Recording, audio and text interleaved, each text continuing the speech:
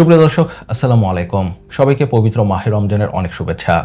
সাবেক প্রধান উপদেষ্টা মোহাম্মদ ইউনূসকে বলতে গেলে এক প্রকার ডিটারজেন্ট দিয়ে ধুয়ে দিয়েছে রাষ্ট্রপতি শাহাবুদ্দিন চুপ্পু।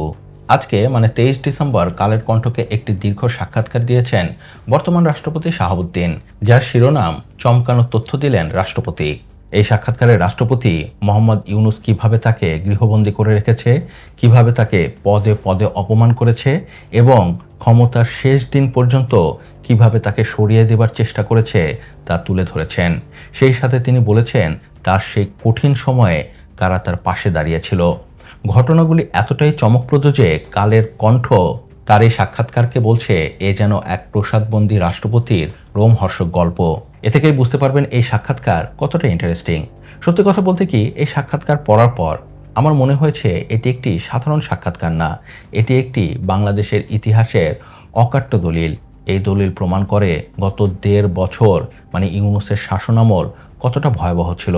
তো কেমন ছিল ইউনূসের শাসনামল, এই প্রশ্ন তাকে করা হলে রাষ্ট্রপতি শাহাবুদ্দিন চুপ্পু কিছুক্ষণ নীরব থেকে তারপর একটি দীর্ঘশ্বাস নিয়ে বলেন, ওই 1.5 বছর আমি কোনো আলোচনায় নেই, অথচ আমাকে নিয়ে চলে নানা চক্রান্ত।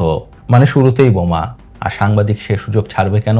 তাই তার কাছে জানতে চাওয়া হয়েছে কেন তাকে সরিয়ে দেবার চক্রান্ত করা হয়েছে। এ বিষয়ে তিনি বলেন, দেশের শান্তি শৃঙ্খলা চিরতরে ধ্বংস করার এবং সাংবিধানিক শূন্যতা সৃষ্টি করার অনেক পায়তারা হয়েছে। সেই পায়তারা বলতে তাকে সরিয়ে দেবার জন্য যে আন্দোলন হয়েছিল সেটিকে বুঝিয়েছেন। কেন হয়েছিল সেই আন্দোলন, এ বিষয়ে তিনি বলেন, আমাকে কতভাবে উপড়ে ফেলার চেষ্টা করা হয়েছে। আন্দোলনের সেই রাতটি তার জন্য কতটা ভয়াবহ ও বিভীষিকাময় ছিল তার বর্ণনা করতে গিয়ে তিনি বলেছেন, এই যে ফ্লাইওভার, এই ফ্লাইওভার দিয়ে ওই পেছনে ওদিকে খালি ঠেলাগাড়ি, ভ্যান, কাভার্ড ভ্যান দিয়ে চারিদিকে ছিন্নমূল লোকজন আসে। গণভবনের মতো বঙ্গভবনও লুট করতে চেয়েছিল। সেই রাত তার জীবনের সবচেয়ে কঠিন সময় থাকলেও তিনি সেই সময়ে ভয় পাননি, শান্ত থেকেছেন, অবিচল থেকেছেন। এ বিষয়ে তিনি বলেন, আমি বলেছি আমার রক্ত ঝরে যাবে বঙ্গভবনে, রক্ত ঝরে ঝরুক, আরেক ইতিহাসে আমি যোগ হব, কিন্তু আমি সাংবিধানিক ধারাবাহিকতা রক্ষা করব। আমি এই সিদ্ধান্তে অবিচল ছিলাম, আল্লাহর ইচ্ছা আর আমার দৃঢ়তা। তার এই বক্তব্যের পর একটি প্রশ্ন আপনাআপনিই চলে আসে, আর সেটি হচ্ছে কে বা কারা তাকে সরিয়ে দিতে চেয়েছিল। এর উত্তরে তিনি আঙ্গুল তোলেন প্রধান উপদেষ্টা ইউনূসের দিকে। এই বিষয়ে তিনি বলেন, 22 অক্টোবর 2024 বঙ্গভবন ঘেরাও হলো, অমুক দল তমুকের দল, মঞ্চ, ঐক্য, কত কি রাতারাতি সৃষ্টি। এগুলো একই টাইপের লোকজন বিভিন্ন ফোরামের বিভিন্ন নামে। কোথায় তারা এত টাকা পেল? এখানেই শেষ না, ইউনূস যতদিন পর্যন্ত ক্ষমতায় ছিল তার শেষ দিন পর্যন্ত তাকে সরিয়ে দেবার চেষ্টা করেছে। এই বিষয়ে তিনি বলেন, বলতে গেলে শেষ সময় পর্যন্ত তারা চেষ্টা করে গেছে কিভাবে আমাকে উপড়ে ফেলা যায়। রাজনৈতিক পর্যায় থেকে ওই উদ্যোগটা ব্যর্থ হলে খোদ অন্তর্বর্তী সরকারের পক্ষ থেকেই নতুন করে এই বিষয়ে পদক্ষেপ নেওয়া হয়। ইউনূস শুধু তাকে সরিয়ে দেবারই চেষ্টা করেনি, তাকে পদে পদে অপমান করেছেন। এ বিষয়ে তিনি বলেন, তিনি একটিবারের জন্য আমার কাছে আসেননি, আমাকে সম্পূর্ণভাবে আড়ালে রাখার চেষ্টা করে গেছেন। আমার 2 বার বিদেশ সফর উনি আটকে দিয়েছেন। সংবিধান অনুযায়ী আমাদের দেশের রীতি হচ্ছে যে কোনো বিশেষ দিন বা দিবসে রাষ্ট্রপতির বাণী প্রচার হয়, কিন্তু ইউনূস সেটিও বন্ধ করে দেন। এ বিষয়ে তিনি বলেন, দেশের বিভিন্ন জাতীয় গুরুত্বপূর্ণ দিবসগুলোতে রাষ্ট্রীয় কোডপত্র প্রকাশিত হয়, সেখানে রাষ্ট্রপতির ছবি ও বাণী দেওয়া বন্ধ করে দেয় অন্তর্বর্তী সরকার। ক্রোড়পত্র ঠিকই প্রকাশিত হয়, তাতে আমার বাণী দেয় না। এখানেই শেষ না, শুধুমাত্র ইউনূসের আক্রোশের জন্য সংবিধান লঙ্ঘন করে এক রাতেই বাংলাদেশের সকল বিদেশি কনসুলেট থেকে রাষ্ট্রপতির ছবি নামিয়ে দেওয়া হয়, সেই বিষয়টিও তিনি ব্যাখ্যা করেন। এ বিষয়ে তিনি বলেন, উপদেষ্টা তিনি বিদেশে গিয়ে আমার ছবিটা দেখেছেন, দেখে ওখানে কনসুলেটের প্রধানকে গালিগালাজ করেছেন। এই ছবি এভাবে থাকবে কেন? তারপর এক রাতের মধ্যে সারা পৃথিবীর সব হাই কমিশন থেকে আমার ছবি নামিয়ে দেওয়া হয়। গত 1.5 বছরে মোহাম্মদ ইউনূস অনেক বিতর্কিত চুক্তি করেছেন। বাংলাদেশের নিয়ম হচ্ছে যে কোনো চুক্তি করার আগে এবং চুক্তি করার পর তা রাষ্ট্রপতিকে অবহিত করা, কিন্তু ইউনূস সেই বিষয়টি পুরোপুরি উপেক্ষা করেছেন, রাষ্ট্রপতিকে অন্ধকারে রেখেছেন। এই বিষয়ে তিনি বলেন, এরকম রাষ্ট্রীয় একটা চুক্তি অবশ্যই আমাকে জানানো দরকার ছিল। এটা ছোটখাটো হোক আর বড় কিছু হোক, অবশ্যই পূর্ববর্তী সরকার প্রধানরা রাষ্ট্রপতিকে জানিয়েছেন, আর এটি হলো সাংবিধানিক একটি বাধ্যবাধকতা, কিন্তু তিনি তো তা করেননি। এরপর রাষ্ট্রপতি আরও ভয়াবহ তথ্য দিয়েছেন। তিনি বলেছেন তাকে বলতে গেলে গৃহবন্দী করে রাখা হয়েছিল। এই বিষয়ে তিনি বলেন, আমাকে একদম অন্ধকারে ফেলে রাখার চেষ্টা করেছে। তারা চায়নি জনগণ আমাকে চিনুক, জানুক। এটি আমাকে খুবই কষ্ট দিয়েছে।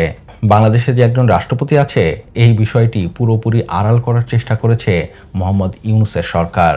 আর তার জন্য তার প্রেস উইংকেও সরিয়ে দেওয়া হয়েছে, যাতে তার কোনো সংবাদ, কোনো খবরই বাইরে না আসে।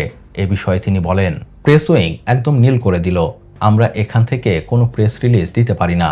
বাংলাদেশ ক্রিকেট টিম কোথাও জিতলে অভিনন্দন জানিয়ে যে একটা প্রেস রিলিজ দেব, সেটাও পারি না। একদম প্রতিবন্ধী করে দিল। মানে যে ইউনূসকে তিনি নিয়োগ দিয়েছেন, সেই ইউনূসই তার মুখ বন্ধ করে দিয়েছে, তাকে অপমান করেছে, তাকে গৃহবন্দী করে রেখেছে। কিন্তু তার কথা হচ্ছে, এত কিছুর পরেও তিনি ইউনূসকে সাহায্যই করেছেন।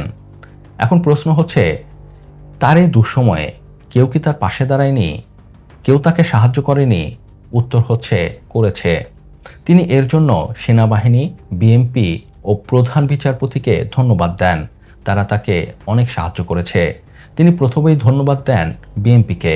বিএনপি তাকে কিভাবে সাহায্য করেছে সে বিষয়ে তিনি বলেন, বিএনপি থেকে উচ্চ পদে আসীন নেতা আমাকে আশ্বস্ত করে বলেছিলেন যে আপনার প্রতি আমাদের সমর্থন আছে। আমরা সাংবিধানিক ধারাবাহিকতা অক্ষুণ্ণ রাখতে চাই। কোনো অসাংবিধানিক উপায়ে রাষ্ট্রপতিকে অপসারণের পক্ষে আমরা নই। বিএনপির পর তার পাশে দাঁড়িয়েছে সেনাবাহিনীও। সেনাবাহিনী কিভাবে তাকে সাহায্য করেছে সেই বিষয়ে তিনি বলেন, এছাড়া তিন বাহিনীর পক্ষ থেকে আমাকে সর্বোচ্চ সমর্থন দিয়েছে। তারা শুধু একটা কথাই বলেছে, মহামান্য, আপনি হচ্ছেন আমাদের সশস্ত্র বাহিনীর প্রধান। আপনার পরাজিত হওয়া মানে পুরো সশস্ত্র বাহিনীরই পরাজিত হওয়া। এটা আমরা যে কোনো মূল্যে রোধ করব। শেষ পর্যন্ত তারা এটা করেছে। আরও মজার বিষয় হচ্ছে, সেনাবাহিনী ও বিএনপি বেঁকে বসার পরও দমে যায়নি ইউনূস বাহিনী। তারা শেষ পর্যন্ত রাষ্ট্রপতিকে অপসারণের চেষ্টা করেছে। এর জন্য তারা প্রধান বিচারপতিকে রাষ্ট্রপতি করার চেষ্টা করেছে। কিন্তু প্রধান বিচারপতি তাদের এই অফার মানা করে দেয়। তাই অন্তর্বর্তী সরকারের শেষ প্রদীপও নিভে যায়। এ বিষয়ে রাষ্ট্রপতি বলেন, সরকারের পক্ষ থেকে একজন উপদেষ্টা ওই বিচারপতির শরণাপন্ন হয়েছিলেন। তারা ঘণ্টাব্যাপী মিটিং করেন, তবে ওই বিচারপতি রাজি হননি। উনি সাফ বলে দিয়েছিলেন, উনি রাষ্ট্রপতি, উনি সবার ঊর্ধ্বে সাংবিধানিকভাবে, সবকিছুর ওপরে। ওই জায়গায় আমি অসাংবিধানিকভাবে বসতে পারি না। এছাড়াও এই দীর্ঘ সাক্ষাৎকারে তিনি তারেক রহমানের ব্যাপক প্রশংসা করেছেন। তিনি তারেক রহমানের প্রশংসা করে বলেন, বিএনপির চেয়ারম্যান তারেক রহমানকে ঘিরে আমার মনের মধ্যে অনেক কৌতূহল জমা ছিল, কিন্তু আমি পর্যায়ক্রমে বুঝতে পারলাম তিনি খুবই আন্তরিকতাপূর্ণ মানুষ। হি ওয়াজ সো কার্ডিয়াল। আমার দুঃসময়ে বিএনপির সহযোগিতা শতভাগ ছিল। রাষ্ট্রপতির এই সাক্ষাৎকার একটি অকাট্য দলিল। অকাট্য দলিল ইউনূসের শয়তানির। অকাট্য দলিল ইউনূসের ক্ষমতা লোভের। আপনি একবার চিন্তা করে দেখুন, ইউনূস কোনোভাবে যদি রাষ্ট্রপতিকে সরিয়ে দিতে সফল হতো, তাহলে কি আমরা তাকে এত সহজে ক্ষমতা থেকে সরাতে পারতাম? কখনো না। ইউনূস কখনো ক্ষমতা ছাড়ত না। সে নিজে রাষ্ট্রপতি হয়ে যেত আর সকল ক্ষমতা কক্ষিগত করে নিত। আমরা অনেক বড় বাঁচা বেঁচে গেছি। গত ১.৫ বছরে ইউনূস যেভাবে বাংলাদেশকে চুষে খেয়েছে, আজীবন থাকলে তো আমাদের কঙ্কাল বানিয়ে ছাড়ত। আল্লাহ যা করে ভালোর জন্যই করে। তো যাই হোক, এ ছিল এ ব্যাপারে আমার বিশ্লেষণ। এ ব্যাপারে আপনার কি মত আমাকে নিচে কমেন্টস করে জানান। আমি আপনাদের কমেন্টস জানতে চাই। আর ভিডিওটি কেমন লাগলো তো অবশ্যই জানাবেন। আর প্লিজ সাবস্ক্রাইব করতে ভুলবেন না। আপনার একটি সাবস্ক্রাইব আমাকে অনেক বেশি উৎসাহিত করে নতুন নতুন কন্টেন্টের কোয়ালিটি ভিডিও তৈরি করার। ভালো থাকবেন, সুস্থ থাকবেন। আল্লাহ হাফেজ। নেতাদের মতো ধোঁকাবাজি বন্ধ করো আর লাইক, কমেন্ট, সাবস্ক্রাইব করো।